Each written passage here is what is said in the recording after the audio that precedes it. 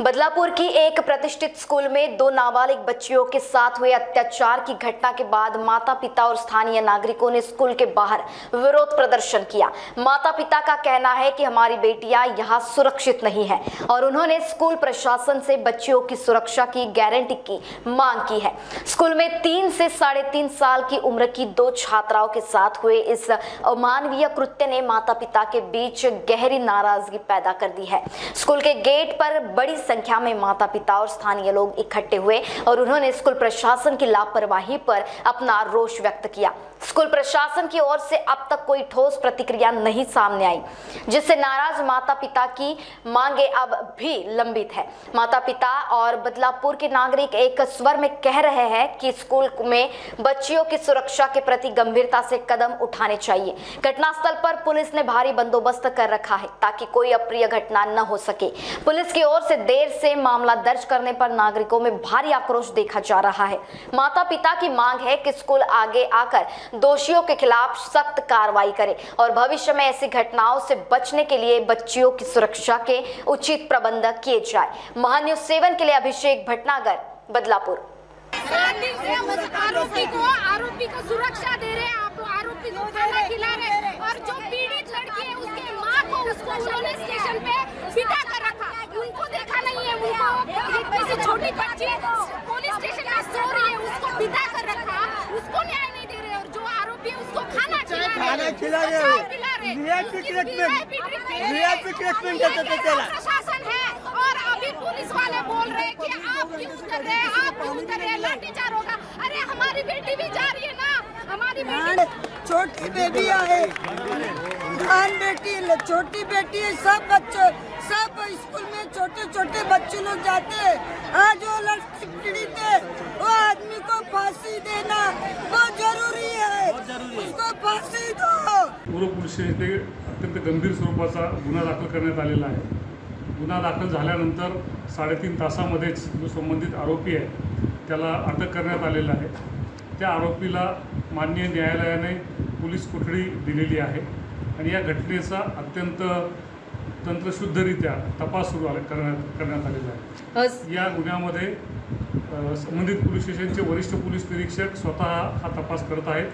त्यासाठी त्यांना मदतीसाठी इतर पोलीस स्टेशनच्या 2 अत्यंत अनुभवी अशा महिला अधिकारी देखील देण्यात आलेले आहेत आणि या प्रत्येक तपासाच्या प्रत्येक मुद्द्यावर कुठलीही त्रुटी राहू नये, सर्व पुरावे घेतले जावेत यासाठी पोलीस प्रशासन अत्यंत बारकाईनं लक्ष ठेवून आहे आणि प्रयत्न करत आहे। या निमित्तानं मी बदलापूर शहर येथील सर्व नागरिकांना विनंती करतो की हा गुन्हा दाखल होणं, त्यानंतर अत्यंत बारकाईनं तपास करणं यामध्ये पोलीस यंत्रणा व्यस्त आहे। या निमित्तानं भावनेच्या आहारी जाऊन कोणतरी ठिय्या आंदोलन करणं, बदलापूर बंद करणं किंवा इतर स्वरूपाचं काही ॲजिटेशन करणं हे केल्यास जे तपास यंत्रणा तपासामध्ये बिझी आहे त्यामध्ये डिट्रॅक्शन निर्माण होतं आहे, तपासामध्ये अडथळा येतो आहे। त्याचप्रमाणे माननीय पोलीस आयुक्त यांच्या आदेशाप्रमाणे संपूर्ण ठाणे पोलीस आयुक्तालयामध्ये प्रतिबंधात्मक आदेश जारी असल्यामुळे कुठलेही आंदोलनं किंवा ॲजिटेशन करण्यासाठी परवानगी नाही। त्याचप्रमाणे कुणी भावनेच्या आहारी जाऊन या बंद दरम्यान किंवा या ॲजिटेशन दरम्यान काही गैरकृत्य केल्यास आयोजकांसह सर्व संबंधितांवर अत्यंत गंभीर स्वरूपाची कारवाई करणं पोलिसांना अनिवार्य आहे। त्यामुळे पोलीस दलाच्या वतीनं मी सर्व बदलापूरकरांना नम्रतापूर्वक आवाहन करतो की या घटनेमध्ये अत्यंत बारकाईनं सूक्ष्मपणे तपास सुरू आहे। ही केस फास्ट ट्रॅक कोर्टामध्ये चालण्यासाठी दोषारोपपत्र सादर झाल्यानंतर कोर्टाला विनंती करण्यात येणार आहे। त्याचप्रमाणे विशेष पोलीस प्रॉसिक्युटर नेमण्यासाठी देखील माननीय योग्य मार्फतीनं आपण शासनाला विनंती करत आहोत।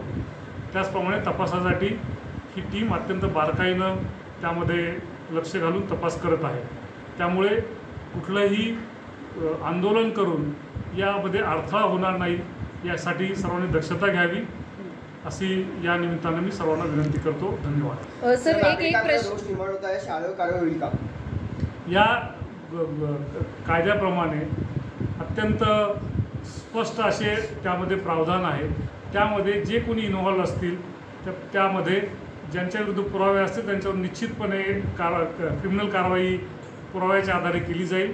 त्याचप्रमाणे शाळा प्रशासनाने देखील त्यांनी संबंधितांना निलंबित करून, शाळेच्या प्राचार्य आणि संबंधितांना निलंबित करून त्यांची कारवाई ऑलरेडी सुरू केलेली आहे. सर, आंदोलनामध्ये जे सहभागी होणार त्यांच्यावर गुन्हे दाखल करू असं तुम्ही आत्ताच माहिती दिलेली आहे. आंदोलन करू नका असं सुद्धा आवाहन तुम्ही केलं. गुन्हा दाखल करण्यासाठी पोलीस प्रशासनाला सर 12-12.5 तास लागले.